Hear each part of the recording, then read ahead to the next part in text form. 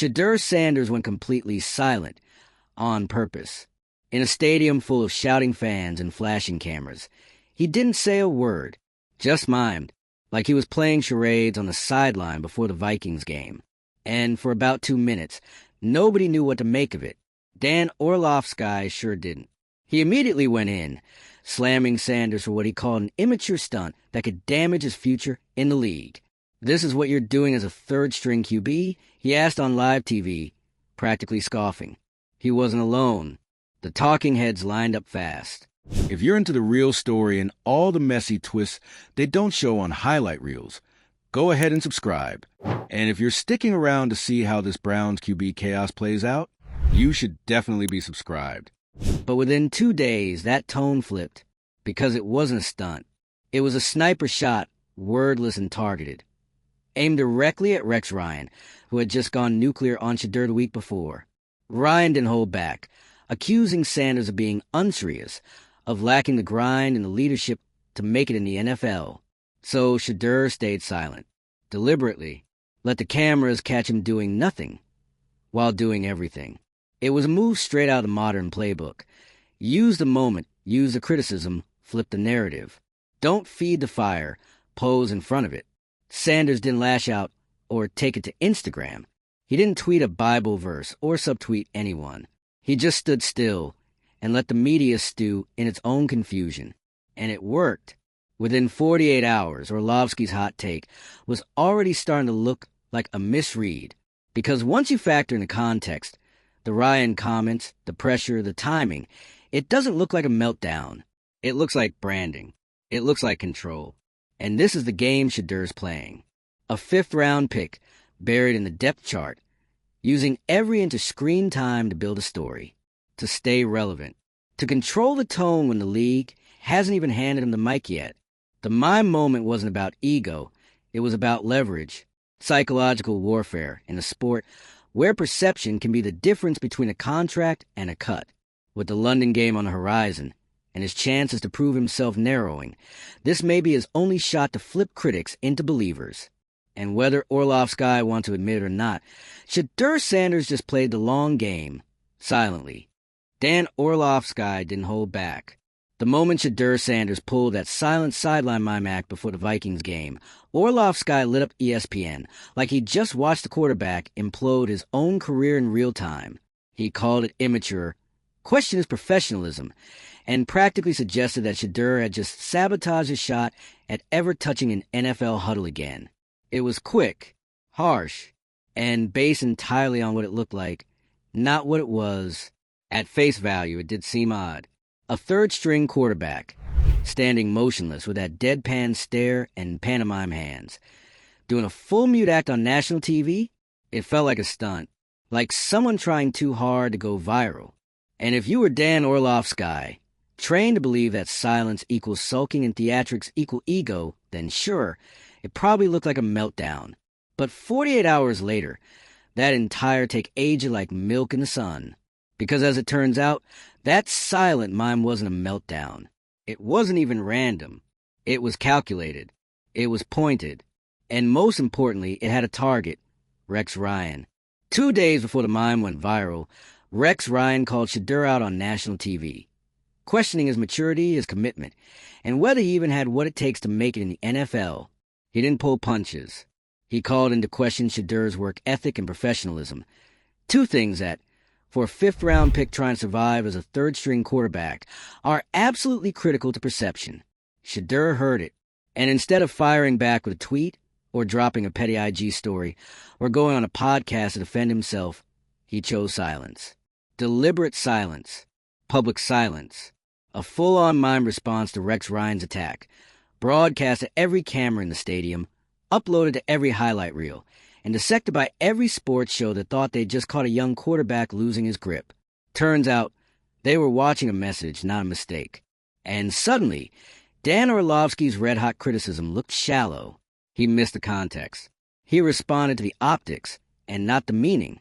And for someone whose job is to analyze the deeper layers of quarterback behavior, that's not a great look. The media pivot was fast. Once the full story dropped, that immature mime turned into a tactical move. That silent stare? Now it looked like resilience, confidence, a refusal to let outside noise control the narrative. And for Shedeur Sanders, that's been the assignment from the jump. Control the narrative or be buried by it. He's not just a rookie. He's a Sanders. His name carries weight. His draft position doesn't. He was taken in the 5th round, already viewed by some as a nepotism pick or flashy media story. His margin for error is 0. His route to relevance? Even smaller, which is why every single thing he does is under a microscope. So when Rex Ryan challenged his maturity, Shedeur responded in a way that said, I hear you. I'm not ignoring you, but I'm not playing your game either. And it worked. Everyone started talking about him again, not as a background figure or just a backup QB, but as someone who clearly has a strategy. Someone who knows that in the modern NFL, attention isn't just currency, it's survival. Because let's be real, third-string quarterbacks aren't supposed to trend. They aren't supposed to dominate news cycles. But Shedeur just did it, without playing a single down, without speaking a single word. What he did was elevate a non-moment into a career marker, something to point to and say, this is when people stopped ignoring me. And Dan Orlovsky, he got caught flat-footed. He jumped in too fast, criticized too hard, and now has to wear the fact that he slammed a player for doing something that turned out to be strategic, not sloppy. It's a perfect example of how sports media jumps to conclusions before context. It wasn't just Orlovsky. He was just the loudest. But the speed with which analysts pile on athletes, especially young ones, often exposes how little patience they have for the why behind the what. Because what Shedeur did wasn't immature. It was risky. There's a difference. He took a gamble. Not on a throw, not on a route, but on perception, on psychology, on flipping the power dynamic between athlete and analyst. He didn't defend himself with words. He didn't correct the narrative. He reframed it. That's not childish. That's smart. And now, every single person watching this upcoming London game knows what's at stake. The Browns are under pressure. Dylan Gabriel's about to get tested as a starter. The team needs a spark. The margin for error is razor thin. And Shedeur? He's right there, waiting. If the opportunity comes and he gets on the field, this isn't just a chance to play. It's a referendum on the entire Mime moment. A chance to prove the critics wrong, not with interviews or social media, but with actual performance, with throws, with poise, with everything Dan Orlovsky claimed he was lacking. But here's the other side. If he doesn't perform, if he gets a shot and flounders, if the moment's too big or the execution falls short, that Mime video becomes ammo. A clip people will drag back up as proof that he was always more style than substance.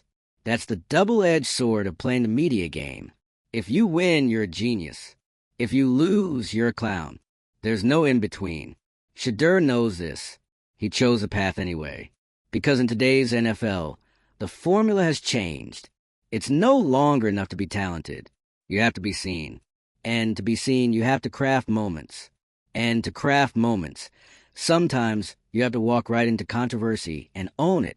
That's what Shedeur did. And whether you're a fan or a skeptic, you have to acknowledge it. He made himself the main character in a league where the spotlight usually skips over third stringers without a second thought. That's not luck. That's leverage. And it brings us back to the question, was Dan Orlovsky's take fair? In the moment? Maybe. Based purely on what was visible? Sure. You could see how someone would interpret it as immature. But that's exactly the trap. Judging without understanding. Reacting without asking. Now, with context, Orlovsky's rant doesn't just look harsh. It looks hasty. He didn't wait for the facts. He didn't consider the possibility that Shedeur was making a move, not a mistake. And now, he has to wear that regret. Because once the full picture was revealed, the hot take became a cold one. This entire saga is a lesson in narrative control. For athletes, for media, for fans. It shows how quickly things can turn. How a moment of silence can scream louder than words. How a player with little leverage on the field can completely hijack the spotlight with a single calculated gesture. And how fast media figures can fall into the trap of their own assumptions. Whether Shedeur's strategy pays off in the long term will depend on what happens next. He's set the stage. He's drawn the spotlight. Now all that's left is the performance. If he plays well, the mime becomes legend. If he doesn't, the silence will be used against him. Either way, he made himself impossible to ignore. And that in the NFL, that's half the battle already won. So what do you think? Did Shedeur Sanders pull off a masterclass in narrative control? Or is he playing a dangerous game that could backfire big time? Drop your thoughts in the comments. And if you're here for the drama, the strategy, and the moments where sports meet spectacle, make sure to subscribe. Because in a league where every gesture tells a story, we'll be here breaking down every chapter. This wasn't just a viral sideline moment. This was Shedeur Sanders taking control of a career trajectory that was in danger of being shaped for him, instead of by him. He knew exactly what Rex Ryan's comments meant. When a former NFL head coach goes on TV and questions your work ethic and maturity, it doesn't just sting, it sticks. That narrative, if left unchecked, can follow a player for years, especially when you're not the starter, especially when your draft position already has people doubting you, especially when you carry the weight of a legacy name. Shedeur wasn't just battling for a roster spot. He was battling the assumptions that come with being Deion Sanders' son. Assumptions that he's entitled, that he's more brand than ball, that he's coasting off his father's reputation instead of earning his own. So when Rex Ryan said what he said, it wasn't just commentary. It was a warning shot, one that could easily ripple across NFL front offices and label Shedeur as a distraction before he even had a chance to prove himself. That's why his response had to be bold. But here's the twist. He didn't respond loudly. He didn't fire back with the usual clapback methods. No Twitter threads, no passive-aggressive Instagram captions, no they gone learn interviews. He responded with complete silence, knowing it would get people talking. And it did. It forced the media and the public to fill in the blanks, to guess what he meant.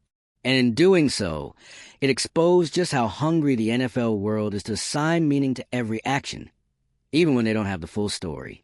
That's what made Dan Orlovsky's reaction so ironic. He thought Shedeur's mime routine was immature and performative. But the truth, his own knee-jerk commentary, ended up being the exact thing Shedeur was calling out. The very media tendency to rush to judgment without understanding the bigger picture. And as more people started connecting the dots, that's when the tone shifted. The viral clip didn't look like a kid being unprofessional. It looked like a player sending a message on his terms. A power move. A calculated moment of media judo, flipping the weight of criticism back on the critics. It was quiet. It was clever. And it worked. The fact that we're still talking about it days later is proof. Shedeur, a backup quarterback without a single NFL snap under his belt, has dominated the narrative without throwing a single pass. And that's not easy to do. Because let's be honest, most guys in his position will be scrambling just to stay on the roster. Shedeur's commanding headlines. And he's doing it with subtlety, with poise, and most importantly, with intent. That intent is what separates this from some cheap publicity stunt. This wasn't about chasing clout or going viral just for the sake of it.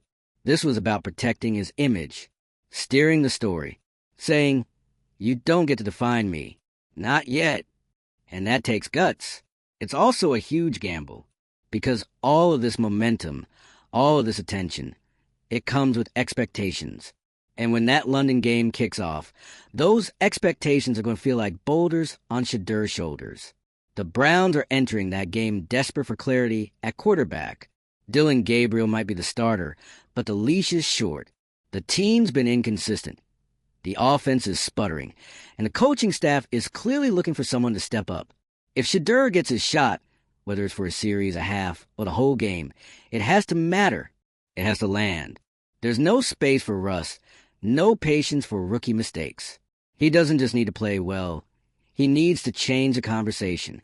And if he does, if he steps into that moment and delivers, then everything shifts again. That my moment becomes a masterstroke. Rex Ryan's criticism fades into irrelevance.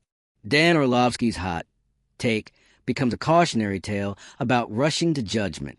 But if he doesn't, if Shedeur falls short on that stage, then all the attention turns back on him with twice the intensity. The narrative flips again, from bold strategist to misguided rookie, who got ahead of himself. That's the razor-thin edge he's walking. And that's what makes this story so compelling. It's not just about one player or one moment. It's about how the NFL is changing. About how players are no longer waiting for traditional media to tell their stories.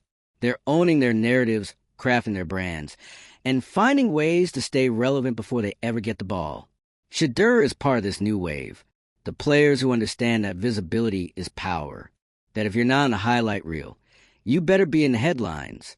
Because in this league, obscurity kills careers faster than injuries.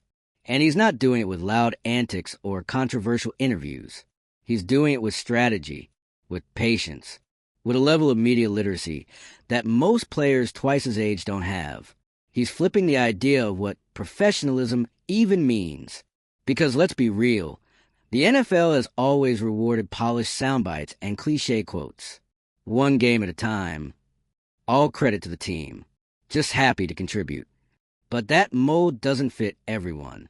And players like Shedeur, they're finding ways to break it without burning themselves in the process.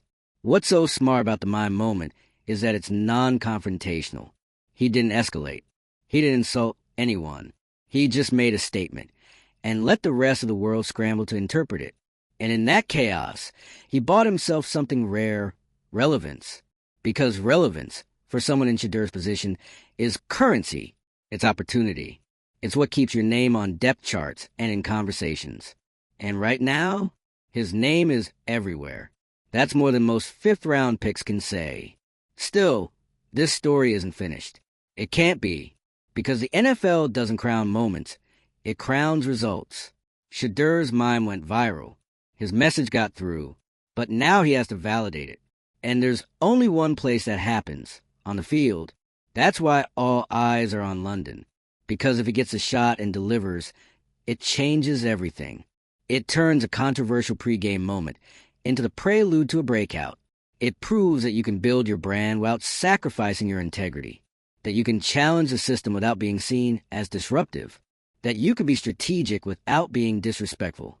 And if he doesn't, it's a lesson, a harsh one, but a lesson in how brutal this league can be when strategy doesn't align with execution. Either way, Shedeur Sanders has done what few others in his position have managed to do, force the league to notice. Now the question is, can he back it up? The irony here is almost too perfect. Dan Orlovsky, a guy who's made a career out of dissecting quarterback decisions, completely misread one of the most deliberate, strategic non-plays of the year. And the second the truth surfaced, that Shedeur Sanders' mime was a silent clapback to Rex Ryan's public criticism, I almost see the narrative start glitching in real time. Because now Orlovsky wasn't just wrong.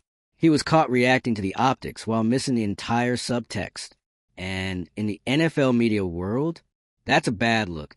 This wasn't just about Shedeur pulling a stunt. It was about the media doing what it always does, projecting intent without facts, building stories without sources. And in doing so, they accidentally handed Shedeur exactly what he wanted. Attention, momentum, and an opportunity to prove everyone wrong. He knew the cameras would catch him. He knew people would speculate. He wanted the Dan Orlovskys of the world to take the bait, because the moment they did, they made him the headline. And as soon as the context came out, the Rex Ryan connection, the criticism about maturity, the timing, everything flipped. The conversation went from is Shedeur unserious to wait, is he a media tactician? The answer? Yes, because here's what people keep missing. Shedeur Sanders isn't trying to just survive in the NFL. He's trying to stand out. And for a third-string quarterback, that's a near impossible task, unless you understand how to work the narrative. So while other guys are just happy to be on the roster, Shedeur is already playing the off-field chess match. He's not waiting for someone to give him a storyline. He's writing one. And sure, it's a gamble. Everything about this strategy is high risk. But the NFL rewards risk when it comes with results. If Shedeur gets on that field in London and executes, if he throws clean, makes smart reads, and shows even a glimmer of starter potential, that my moment instantly becomes iconic. A career-defining flex. The kind of thing that gets turned into TikTok's merch. And he knew all along highlight packages. But if he flops, If he overthrows, stalls drives, or shows he's not quite there yet, that silence gets twisted. It turns into ammunition. Another look-at-me moment from a player who didn't back it up. It's brutal, but it's real. And Shedeur clearly knows that. The fact that he still went for it, knowing full well the microscope he's under, tells you everything you need to know about his mindset. He's not here to wait in line. He's not here to fade into the depth chart. He's here to disrupt. And whether people like it or not, he already has. Because right now, more people are talking about a third-string quarterback than they are about most starters. And it's not because of the stats. It's because he pulled one of the most unexpectedly sharp media moves of the year and didn't say a word while doing it. You can't teach that. You can't coach that. That's instinct, strategy, and self-awareness all rolled into one. And yet, some folks still want to act like this was just another athlete not taking things seriously. As if silence can't be sharp. As if gestures can't be calculated. As if brand awareness and professionalism can't coexist. Shedeur just proved they can. He also proved something else. You don't have to be a starter to shape the story. In a league obsessed with numbers, highlight reels, and instant performance, he managed to build relevance through presence, through posture, through perception. That's a skill most veterans haven't mastered. And yes, Dan Orlovsky's take might have been understandable in the moment, but it was still dead wrong. He saw immaturity. What he missed was messaging. He saw a gimmick. What he missed was a game plan. And when the truth came out, he, like a lot of others, was left trying to explain how he missed it. The answer's simple. Because Shedeur played it smarter than anyone expected. Now we wait. The London game is looming, and all the conversation, all the speculation, all the pressure, it's following Shedeur across the ocean. And that's exactly where it should be. Because no matter what happens, one thing's certain. Shedeur Sanders made himself unmissable. He grabbed a league-sized spotlight with one silent moment. And now, the only thing left is a performance. So, what do you think? Was Shedeur playing 4D chess, or did he roll the dice too early? Let us know in the comments. And if you're here for more plays, pivots, and PR chaos, hit that subscribe. Because in this league, the games start before kickoff.